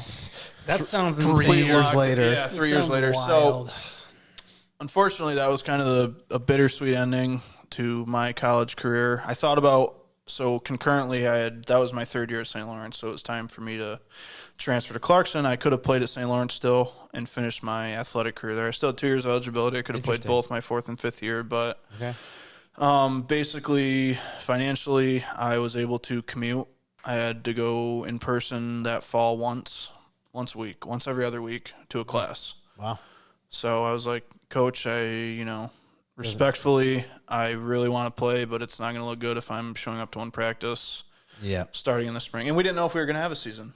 Right. Yeah. That so was you have to make, that was spring of 21. make a decision. It was like, is the Liberty League? That's the the athletic conference we played in. Are we even going to have a season? Mm-hmm. So it was pretty depressing end. Yeah. I was pretty sad, but concurrently I kind of fell in love with golf that summer because that was the only thing you could do. You went home in 2020 and basically golf courses were open. You had to leave the pins in, and so I know a lot of freaking dumb rule. Dude, they're all dumb rules. They were all dumb. We'll get you addicted one of these days. Oh, I thought you were talking about COVID rules. Oh, sorry. Leaving the pin in. What? It's stupid. With the little foam thing in the bottom, so your hand couldn't touch the same place During somebody COVID else's hand touched. Yeah. Are you serious? What was that? That was the rule, bro. Like, what was it? Did the foam stick up a bit? I don't remember. The foam just sat in the cup, so basically your ball sat on like the edge of the cup. Yeah, and basically, so you couldn't put your hand down the hole where somebody else's hand might also touch. Yeah, it was more so that you didn't pull the flags out. Which okay, so you couldn't pull the flags out right, because your hand couldn't touch the same pin that somebody else's hand touched. Yes, forget that you can't get it from surfaces, but that doesn't matter. Idiots. So we're my goodness, man. I don't even want to get into it. Yeah, we lived through a psyop, a hard time psyop right there, it was bro. Crazy. So the rules and a lot of people started playing golf. Like basically, one of the craziest things I've ever heard is Tiger Woods basically had the same effect as a world pandemic on golf. So when he started playing golf, that's how many people started playing as during COVID. Yeah. Whoa, that's interesting. Which is so like, how can they quantify that? Just by like sales, probably. Like sales, memberships. memberships. Yeah. So the pandemic, it was one of the only activities you could do. Yep. So everybody went and did it. Yeah. As much as in the aftermath of Tiger Woods' rise. No way. Yeah. Dude, that's crazy. You went from throwing 88-mile-an-hour fastballs to bombing 385-yard drives. Well, 300. Let's not add 85. That's 385. Longest you ever drove? I've probably hit a couple over 350. Yeah. But it's hard to quantify. No, it's not. Well, you can literally drive out there and see how far you hit the ball. Yeah, there's apps and everything. Quit being humble. Okay. Well, over 350. That's insane. That's anyway, so picked up golf. Really liked it. Thought about playing in college, but kind of the same argument. Like wasn't, I just started playing, so college golf that's no slouch. Like I have a lot of respect for those guys because there's a lot of rules that, like, even when you're playing with your buddies with having the ball down and putts, it's just there's probably 5 strokes honestly in a round of like when you're playing with your buddies that you'd probably lose just from stuff that you did, fluffing up your ball, a little foot wedge, whatever it may be. That college is basically latest played, and those kids are the real deal. So you find out real quick. Yep. Played college golf. Met my now wife during COVID, so that was another blessing. Kind of reconnected. Couldn't hang out at first, but we were kind of just like because of COVID. Yeah. So we were both home from school and reconnected. Hung and started hanging out. Rest is history. We're married now. Pandemic. Yeah. Shout out. See, you would have never. Shout out to COVID. You would have never connected again. Yeah. If it wasn't for a global pandemic. Yeah. So grass is always greener. Yeah. So. Okay, so let's go back then, because I want to get your perspective a little bit on something a little bit different, a little more serious. How old were you when Melvin had his accident? I was... Because this would have been after college, right? No, before his senior year. That's right. Concurrently with the football your season. Senior year, so he had been out of school for 2 years. Yes. Yep. Okay. 3 years. Yeah, because I don't want to gloss That was over his that part third year. as we're going through your life. So I was, let's see, 99, 16. Yeah, I was 16. I hadn't turned 17 yet. So I was young. I was going to be senior year. I was going to be 16. Turning 17 right before senior year, September. So that was July 29th, 2016. The day before, I think I had worked harder than I'd ever worked. I was on a roof for 12 straight hours. Fell asleep at 8:30. Probably had the best night's sleep I'd ever had and the worst wake up I'd ever had. So it was, I always think about that, how much of an oxymoron that was. Like, probably slept 12 hours and then woke up to, he's gone. A lot of chaos, obviously. Trying to immediately get into a big brother leadership role for my sisters, because I didn't really, not that I didn't have time to mourn and that I didn't mourn, I'm not saying that, but how it hit them, now that I look back at it, I think I kind of, I don't know if it was psychologically or just second nature just did that. But yeah, so he had passed away right before senior year, so that was obviously a rough summer. Trying to think. So for anybody that doesn't know, essentially he was in a motor vehicle accident in the early morning hours. Early morning? Yeah, he was headed to work. He worked in Auburn, driving from Lowville, falling asleep, missed guide rail by 10 feet on each side of the ditch he hit, and flipped his car, so to speak, passed away. He was 20 years old. He's going to be 21 in December. So 20 and 3/4 years old. So you felt like you kind of had to grow up again quicker than maybe you otherwise would have, which is kind of what you were talking about earlier. When you were a kid. Yeah. So it was like life just kind of forced you to have to grow up, deal with tough stuff and grow up quick. Yeah. Like even in that moment, probably one of the most noble things you can do when you're hurting is to assume the role of the person that you've lost to comfort younger siblings and family members. Yeah. Like, that's tough, man. Yeah, it's almost 9 years ago now. No, 8 years ago. Yeah, 8 years ago. Going to be 9 this year. So, yeah. I think the hardest part was seeing people that you had never seen flinch. Grandma, grandpa, you guys. I'd never seen you guys cry before. I'd never seen my dad weep like that. So I think that got to me more than anything. Thank the Lord for the strength that he gave us to get through it. I mean, it still doesn't seem real, but yeah, you got to grow up fast. I had to grow up quick my whole life. So it was kind of, now I look back, it's like, but it was a big thing. I'm not discrediting that. It was just another, probably the hardest time that I think our extended family's gone through, obviously. Grandma and grandpa losing a grandson, me losing a brother, losing a nephew. But I think, it was, and maybe, going all the way back to there, that's why I like being busy all the time. Just maybe I never wanted to let my thoughts catch up. And maybe that's how it was for the first few months after. Again, grief is such a strange thing, and it affects everybody differently.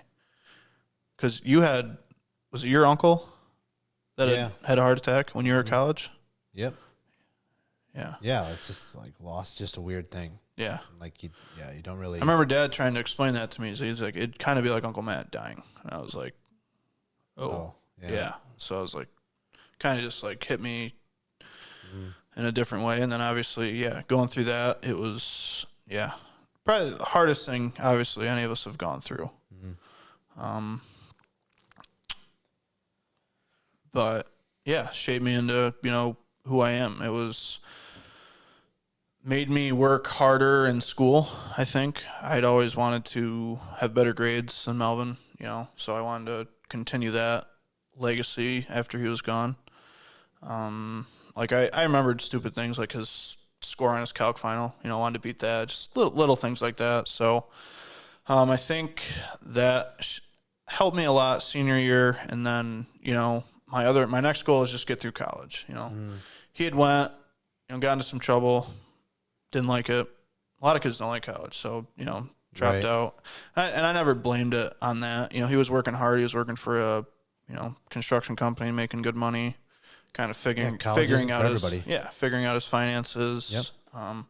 But my main goal was get through college. In our family, not a lot of us have gotten through. You were the first. In our, I guess, stemming from Grandma and Grandpa Zehr, you were the first one, right? Yeah. Or Tyson. Tyson was. Tyson. Yeah, but he only went for 2 years. Right. So 4-year degrees, it was you, and then, I'd have been the second one. Yeah. So that was obviously a huge goal of mine to get through school. It was a good motivator, obviously. Did you feel like when you said you were like kind of chasing some of even his legacy, kind of like, did that help you to feel connected to him somehow?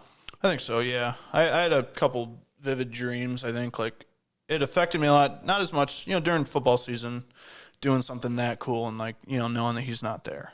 But I had received a gift from one of my friends close to me that had a little locket that said like he's always with you. So it was comforting.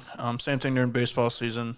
It was I had a pretty vivid dream with him. Like he was at one of my games and came up and gave me a hug, and I was just like, woke up and I was like, oh, that sucks. So definitely stuck with me.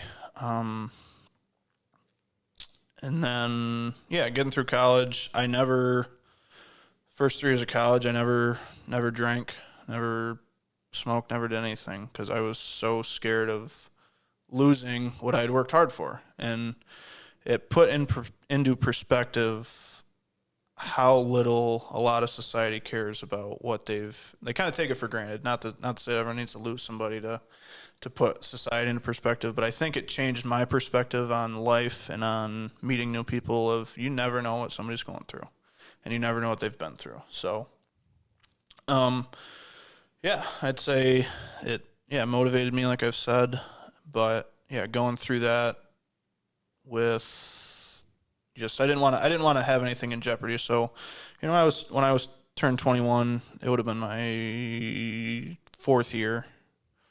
Partied a little bit, it is what it is. It wasn't crazy going out crazy, but that was kind of college life. And then now I'm into the construction world doing construction management. Yep. So you graduated with a degree in mathematics from St. Lawrence and then mechanical engineering from Clarkson. Nice. And is that a master's? Nope. Just two bachelors. 2 bachelor's degrees. Yep. Sweet. There's not a whole lot of... That's more than I have. And I have 2. Yeah. There's not a whole lot of advantage to getting your master's unless you want to teach, I don't think. Okay. In engineering, at least. Yeah, that makes sense. Basically, if you want to be an engineer with a stamp, you finish school, take your FE, which is your field engineering exam, and then you go and you have to be under a professional engineer for 5 years. Yeah. And then you have to take all your certs, all your tests, which... I'm not a big fan of standardized testing to determine whether somebody's fit to do what they do. I understand it, but I feel like a lot of the people that we have in charge in our society, this could be a loophole, or rabbit hole. Like could be a loophole too. Lawyers, doctors, it all comes down to a few standardized tests. Your LSAT, your bar, your MCAT, So a little bit interesting there, but that's kind of that was the upbringing and where I'm at now, doing construction management for commercial buildings, mainly. That's pretty sweet. Yep. Making sure everything's working right. Yeah. So basically, they hire us, construction managers, the school district does to, because given what's WIC's law, it's called, your low bid wins, and each prime contract has to be separate. It can't, like, somebody can't do mechanical, electrical, and plumbing. They have to be all under separate entities. So these school jobs get funded, and then you just get paid. You just take all the money. Yeah, I stay at home, I sleep all day, and I don't do anything. So basically, nice. We don't have to get into that, but basically day to day, we do a little bit of management and scheduling, approve and disapprove pay applications for these guys. Yep. So it was interesting hearing you guys talk with Corwin and about like the residential side, because I don't think it's very organized. A lot of the stuff for commercial, you can't hide anywhere. So you have to submit certified payroll, through the Department of Labor. Yeah. Everything has to be approved. So it's just a different world. But like for us, organization is number one, and communication. So it's just, but obviously you've seen it firsthand with electrical or general contracting. It's communication, organization are definitely lots of problems. Yeah. It creates lots of problems. Yeah. There's so much red tape. Yep. Well, there's a lot of, and it shows like there's a lot. Everybody wants to do commercial because there's more money to be made. Well, there's a reason why. Allegedly. Yeah. Allegedly. I think it's true. Yeah. I think it is and it isn't. If you're a smaller business, you pay, because commercially you have to be fully insured. There's no half insurance. You have to have workers' comp. You have to have full, $3 million umbrella for general liability. You have to. There's a lot more boxes to check before you can just go and get state rate of $52 an hour, which a lot of people don't understand. That's what you're paying your guys without any payroll tax or anything else. So really, for some guys to be on the job, it's basically $100 an hour. Yeah. That's costing your employer. So it's, a lot of these boards of education and stuff. It's expensive. It's expensive to do stuff. Yep. So it's, get out and vote for your referendums, get them approved. Get the capital projects going. I want to piggyback real quick just on you said a perspective of life. I know that we kind of went off on your career a little bit, but you can cut that out. No, not at all. But like it's funny because that was the summer before I left for Connecticut and to be a police officer, and like then you get to see that on a daily basis, which is wonderful in the worst way. Not wonderful at all. No, being very sarcastic. But, like, I remember, like, I lost my Uncle John, heart attack, super unexpected. That's just kind of life. It happens sometimes. Yeah. But, like, with car accidents, I remember that shook me a little bit to understand you could be gone tomorrow. Nothing's holding you here. At the end of the day, you're pretty much a bag of bones and flesh. Yeah. And it can take the tiniest misstep or no misstep at all. Yeah, you can do everything right. T-boned by a drunk driver tomorrow, tonight. And it kind of just let me pull the curtain back some to what people's story is, how much people are struggling. Yeah. And, like, you don't know what people are going through. You don't. No. At all. So, no. I just think that's a good message that needs to be shared, and you have firsthand experience. Going through college, too, man, you see a lot of different kinds of people come from different backgrounds, different tax brackets, different everything, man. I think I was not thankful for it, but I'm thankful that I have the perspective I have in life, especially working with the guys I work with every day. A lot of these guys have GEDs. They didn't really go to college, or they went to a trade school, which, go to trade school. We're needed. The average age of union carpenters, electricians right now is over 50 years old. Whoa. And, union carpenter age right now. Except for Nick. Is 53 years old. Really? Yep. So we're a carpenter? Yep. Wow. So we need workers. But tying back into the perspective on life, it's going through social media and seeing people just voice their opinions, and it's frustrating because take a step back, try and see, there's two sides of a coin. And I feel like my age especially, it's not that people don't have perspective. I'm not trying to say that, but I feel like it's unique to find someone with a level head that has perspective and can pull themselves away, not jump to conclusions. Right. Perspective actually requires having a view. What they have is opinions. That's a good way to put it. Yeah. So, and understanding that people's opinions and perspective on things are usually formed by their life some way or another. Yep. So, like, it's very easy to be upset at somebody who is in an abusive relationship or something like that, not knowing what their childhood was like. No idea, yeah. What they saw when they were growing up, how they were treated when they were growing up. A lot of that stuff seems to stem psychologically. And then, but like in any walk of life, in any circumstance, in any topic, there's a reason that person is thinking that way. And if you can figure out the reason, it's probably better than trying to understand the opinion sometimes. You can also go insane trying to think that. I've dealt with that first. You definitely trying to understand how people think will drive you insane. Yeah. It is. It's, it's, life is crazy. Life is precious. Like you said, you can be gone, do everything right, and it doesn't matter, which is terrifying. But, Yeah, stinking hold your spouse close. Hold your kids close, man. Everything. Dude. Yeah. I'm telling you, man. It's just like, it's easy to get that messed up, and then it's gone. Yeah, it really is. Yeah.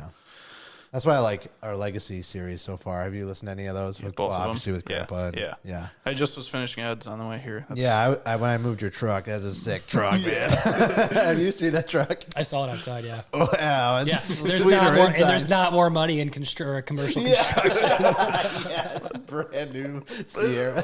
Well, I'm not here to talk about my truck. Yeah. No, that's good, man. I think it'd be really fun. We won't keep you, but I think it'd be really fun to have you back on and talk some softball too. Dude, men's fast pitch. I love it. Yeah. People don't know about men's fast pitch enough. Yeah. I listened to college episode. Like, 78's fast. I'm like, okay, how about like 75? Let's keep it realistic. Like, were you at the 4th of July tournament when we all had 29 strikeouts? But I figured, like, as a preview for our listeners, maybe what we'll do is just have you walk us through this at bat. Oh, no. And so what we're pulling up here is, and I'm going to start it over again. Okay, is that not like the dream to have a highlight of yours with that song in the background? Like, come on. Come on. Your dreams are our reality. That's just the way it goes. Okay, so walk me through this. So for people that don't know, men's fast pitch softball is very big in our area. Yeah. And guys can get real competitive and travel the world and play at the world level. Like Brock. And it's super fun. It's very challenging. It's kind of like a condensed, smaller baseball, way faster. Yeah. And so, anyways, we had a championship. The ref gives you the nod here, like, you can do this, pal. Like, everyone's rooting for you. And everybody's cheering for you right here. So basically, what we have here is did I say ref? Kalani is up in game 3 of the finals. No big deal. Trying to go for best the sweep, which is fine. Yep. Oh, best of 5. Okay. Yeah, best of 5. So it wasn't exactly game 7, but it counts. Yep. So tie ball game. I believe bottom 7. Bottom 7. Are you up 2 games? Yeah. So this is for the sweep. Yeah, this is for the win. This is for the championship, to hold the trophy. Okay. Yep. So give us your perspective a little bit on nobody on base. Nobody on base. I was lead off. We just gave up a 2-run home run. The inning before game. that tied the game. Yep. In the 6th or 5th inning. Yep. Okay. Momentum's not in your favor here. Correct. Against all odds. Nope. Yep. Against one of the best pitchers in the league. Yeah. All right. So I'm not going to talk anymore. You tell me your he's thoughts number 2. walking up to the plate. So we all play with each other on the weekends and against each other on the weekends as well. So, we all know each other. It's bottom 7, man, games tied. Like you dream about this when you're younger, maybe like in a professional stadium, not in New Bremen, New York, but It's the same. Yeah, basically the mindset. It's the mindset. Yeah, you want to be in that big spot. Yeah, I was nervous. I won't lie. Evan had my number. I think Evan Leindecker. Yep. Shout out. Yep. He had my number today. I think I might have been 1 for 3 with probably a strikeout, if not 2. So, that's in the back of your mind.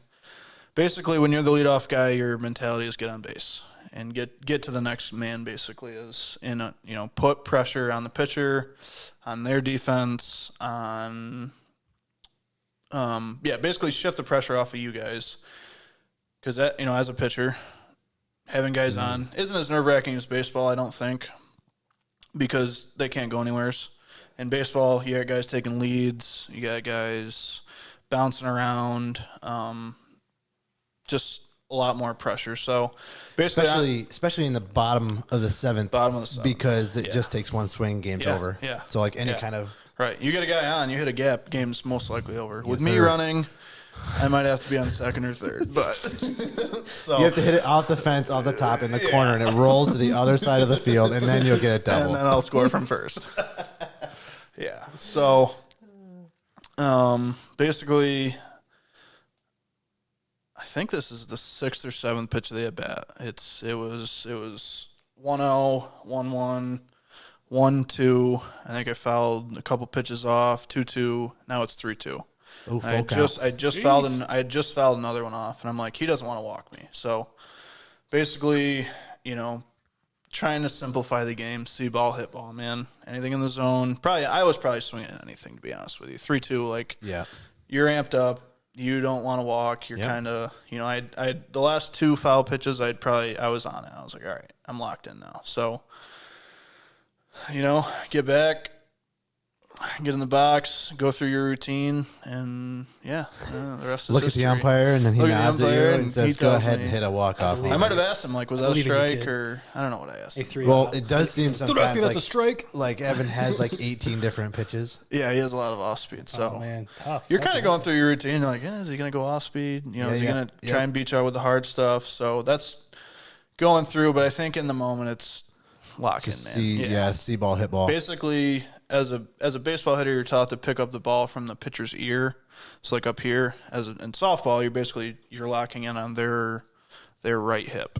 Is basically that's how I hit. Brock's cool and picks up spin and stuff like that. I'm like, yeah, okay, that's cool. That's good luck. Sometimes. Yeah. I can't do that. Had my first golden sombrero last year, so I was there. We all did. I think there was more than one that game. we all get Clayton Morris from Canada, you sucker. Yeah, I think we got him back a little bit the next game. Yep. All right, so here we go. So 3-2, 2 outs. Bottom 7. Game 7. 3. Get in the box. Game's on the line. Battle. And we have the Moneyball theme song on here. It's sticking awesome. Dude, look at you pumped. Okay, here we go. Looking in for the sign. Okay, walk us through it. Pitch is coming. It's in the zone. Go. Woo! Boom. Kind of thought I missed it. Middle. Okay, you thought you missed it? Because right Missed there, it that a looks like little a bat Look flip. at that bat flip. Well, I know I hit it really high, and right field's a little bit shorter than the other fields. There's Mike. Coach Look at Mike, him. Coach Koga. And Coach Koga had the golden sombrero going. He didn't want to hit. So. Look at him. And there's the point. Atta End of the game. boy. Look at that. Walked off. Yeah, crazy. Literal walk off. Brock's in Connecticut, losing his mind, waking up his entire in-law family. That's right, I was watching the live feed. Dude, that's a good moment right there. Yep, the whole team. Yep. There's nothing like that, right? No, It's gotta be no. like It a doesn't unique matter feeling. where you play. It doesn't matter the level. There's something about Yeah, that's special. Game-winning shots, doing game-winning that. hits. Yeah. doing the final deed. Yeah. No, that was so cool. That was such a surreal ending. Yep. Yeah. crazy. Yeah, and what some people don't know is there's quite a few players that play high level from our area. In our league, yeah. Yep. Yeah. And so this is going to be released. Let's see, Monday. What's Monday? 6th. 13th. What? The Today's 13th? the 3rd. No, Monday's going to be the 13th, though. It's the 6th and then the 13th. Yeah, but this will be released the 6th. Oh, in a this couple coming? days. Oh. Yep. Yeah, we're right on the money here. But in a couple of weeks, we're going to be in Florida Yeah. playing against the big boys. Yep. Again. Dude, we should get me, Calder should be here. Yeah, That'd be a we fun can talk about format. it. That would be a lot get of Tucker fun. around here, Gavin. Yeah? Get a whole bunch of them, just throw a bunch of cameras. Yeah, that'd be a blast. That'd be a ton of fun. Yeah, so that'd be fun. But we'll talk about that next time that you come on. Yeah. This is a lot of fun. Yeah, thanks for having me. Yeah, for sure. What a Nick, what blast. else you got, Nick? Thanks for coming on, dude. Yeah, dude, so much fun. It was a blast. Pleasure. We went pretty long. That's how you know it was a good time. Good deal. So, Love talking to you. Sounds good. yep. So this will release Monday 6th. Obviously, you'll be listening to it on Monday the 6th. I won't be. No, just kidding. I'll be mourning the insurrection. Oh no! Oh What a way to go out. no! Prayers up for Nick. I'll be having a solemn day of silence for our nation's tragedy. No. Yeah. So, but no, thanks. Appreciate you coming in Yeah. and having a good time and just hanging out. Yeah. So Digging in. Yeah. Getting some. We'll definitely getting have some you good again. Opinions. Yeah. All right, folks. Thanks, That's it guys. for us. We'll see you next time. Peace.